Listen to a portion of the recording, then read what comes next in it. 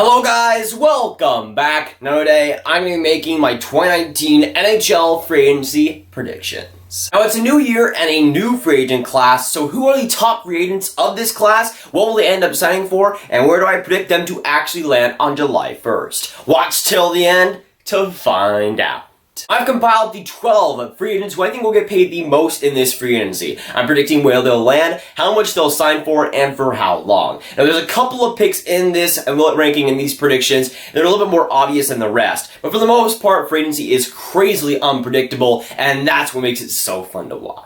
Now for my first prediction of free agency, I'm going to get the obvious one out of the way, and if you notice the hat I'm wearing, you know Sergei Bobrovsky I think will be a Florida Panther. Now when it comes to the contract details, I have him signing for 7 years on the dot at $10.5 million. Sergei Bobrovsky was rumored to want more than 10 plus, and I think that's where he will get just over 10, but not by too much. Again, he's a fantastic goaltender, and obviously the best goaltender in this free agency. And Florida has been heavily linked to Sergei Bobrovsky since pretty much the start of this past season. He was a guy that some people might have said that he would be traded in the middle of the season. That's how many rumors were surrounding him, and we really didn't think that they were going to rebuild. And when it came to the Sergei Bobrovsky trade, we all thought it would be to Florida. And again, Florida consistently and persistently went after Sergei Bobrovsky, whether it was talking to him throughout the playoffs and now in the offseason. He met with the Florida Panthers first. He met with the New York Islanders, which makes it interesting. But I think for the Florida Panthers, he will be the team that he ultimately signs for. Now for my next prediction, I have Artemi Panarin, and if you're looking at my hat once again, you know exactly where I think he'll end up. I think he'll be a Florida Panther by the end of free agency. I think he'll sign a 6-year deal with Florida at $11 million straight. Now there's a lot of rumors of the Artemi Panarin meeting with the New York Rangers, and then possibly going there, and I can definitely see that happening. If it does, I would love to see the Breadman in NY. But I think when it comes to the Florida Panthers, they already got Sergei Bobrovsky locked up. I think Artemi Panarin, again, wants to play with his teammate. I think it is very close between Florida and New York, a lot closer than it is with Sergei Bobrovsky, but even then, I think in the end, it will be the Florida Panthers that do end up signing him. There was rumors of Artemi Panarin possibly wanting upwards of $12 million, but I think if he does sign with the Florida Panthers, he won't get that type of deal. Again, when it comes to Florida, I guess they could have the cap space to get that up, but they would have to give up a lot of free agents that they already have right now. They're already waiting on to get guys like Sergei Bobrovsky as well. So if they get Sergei Bobrovsky, I think Artemi Panarin gets around 11. Could get, again, the same as Sergei Bobrovsky, maybe 10.5. But I think 11 is the sweet spot where yes, it's a lot of money, but not too much money for Florida. Now for my next prediction, we have Jake Gardiner, and he is a very fascinating guy in this free agency. A guy that could go to a lot of different NHL teams, but I think in the end, Jake Gardiner will sign with the Minnesota Wild. They will give him a 6-year contract at least for $7.5 million. That's what I see end up happening. Again, Minnesota has been linked to a couple of other free agents, guys like Joe Pavelski even, but I think in the end, Jake Gardiner will be that guy that they do go after, the best defenseman in the class by far, not even close whatsoever. He brings a ton of offense to the team and also pretty solid defense too, unless you're in a game 7, of course. But when it comes to Jake Gardiner again in Minnesota, I can definitely see a fit there, even if Minnesota does need to rebuild right around now. And if it's not Jake Gardiner, I see the Minnesota Wild also doing a bunch of different moves. If they aren't able to get a top guy like Jake Gardiner or a guy like Tyler Myers that they might be looking at, I think they'll do a lot of free agency signings. Again, I think they should go 100% in the rebuild. They should by no means be signing guys in their late 20s and early 30s, but I think that will be the game plan for them. Again, I think it is a big mistake, but it doesn't really stop Minnesota from actually doing it. Now on to my next prediction, I have Joe Pavelski, and he is also just a fascinating guy in this free agency. A guy that, again, like Jake Gardiner, could go to a variety of different NHL teams, but in the end, I think Joe Pavelski will be a Dallas Star. I think he'll sign for 4 years on the dot at $5 million. And as a Dallas Stars fan, some of you guys know, Dallas is my first favorite team. I like Joe Pavelski, but for 4 years is a little bit rough in my opinion. Now, when it comes to Dallas, I originally had him going to the Dallas Stars for 2 years. I thought that was going to be the mix for them. But when it comes to Joe Pavelski's contract negotiations, it seems like he's very hard bent on that 4th year. He wants those 4 years, no matter really the AAV on the contract. And when it comes to Dallas, I think they might hesitate to give him that, but I think in the end they will. There are teams like Minnesota, San Jose, and Tampa Bay obviously floating in the rumors around him. I think the Dallas Stars will be the one team to really step up. If it's not Minnesota, I think it will be Dallas. We saw the Dallas Stars obviously give up on Matt Zuccarello, likely because of the years he was offering. Matt Zuccarello wanting that 5th year. So when it comes to Dallas, again, I think they will budge on the contract years. It might be something to where it takes a long time for that to actually get going. But I think when it comes to Joe Pavelski, again, the rumors out there, I really don't see Tampa Bay being a fit. Minnesota could be crazy enough to give him a lot of money. I could see that happening. But if it's not Minnesota, again, I think it will be the Dallas Stars who end up signing him.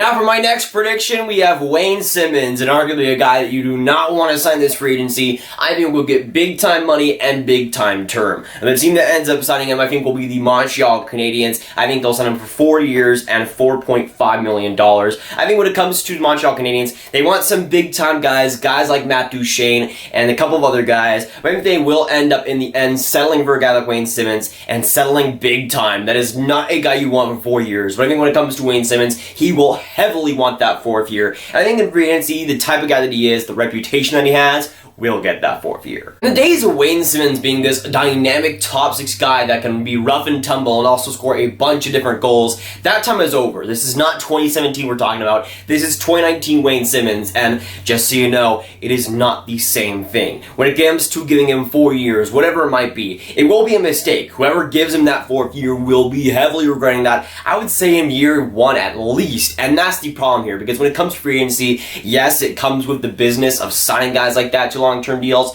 but I think it will happen, and a team that does it will definitely regret it. For the next prediction, this time being on a defenseman, we have Tyler Myers, and kind of like Wayne Simmonds, this is the type of guy you do not want to sign in free agency. But I think he will get a big contract, a big loaded contract, both year-wise and money-wise.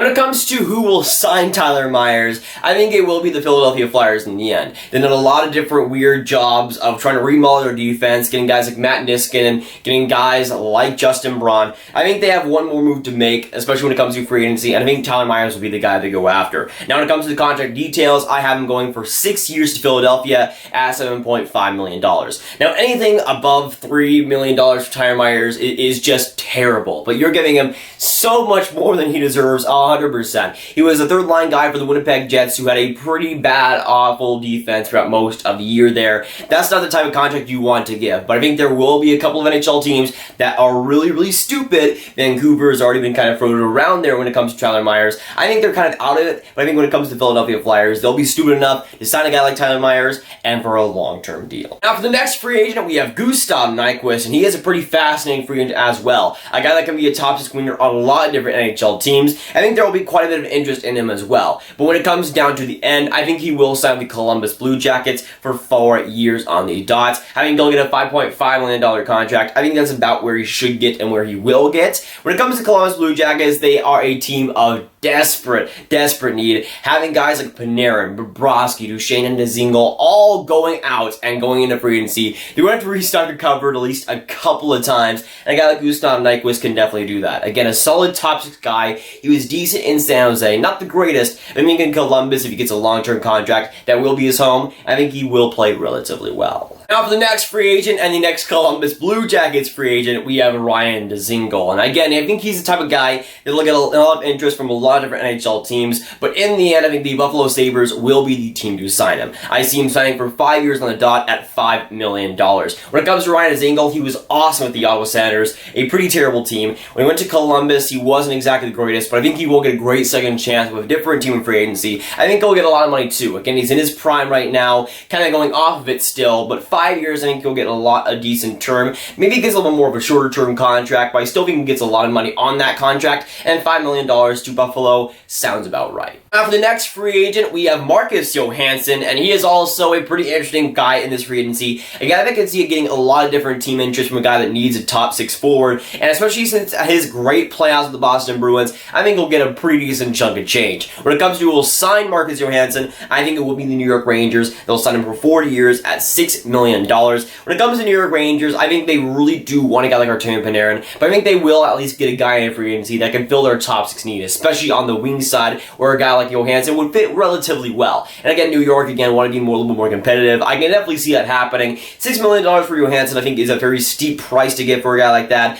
But even then, after the playoff run, I think a lot of teams are going to be swindled by that. Again, it might not be the smartest decision. Marcus Johansson in his late 20s, early 30s. It might not be too great, but I think for the New York Rangers, they'll be the team to step it up and sign him. For my next prediction and the last defenseman that I'll mention in this video, I have Anton Stralman. And after guys like Tyler Myers and Jake Gardiner off the board, I feel like a guy like Anton Stralman will get a big payday, especially with guys like Garrett Carlson being off the board. Now when it comes to Anton Stralman and where he might end up, I see the Vancouver Canucks being the type of team to go after him. I see a 3-year deal getting offered and getting accepted, and for $5.5 million. When it comes to Anton Stralman, his days of being this top 2 defenseman for Tampa Bay are long over. He's not that type of guy anymore. He's a decent top 6 guy, but not worth $5.5 million.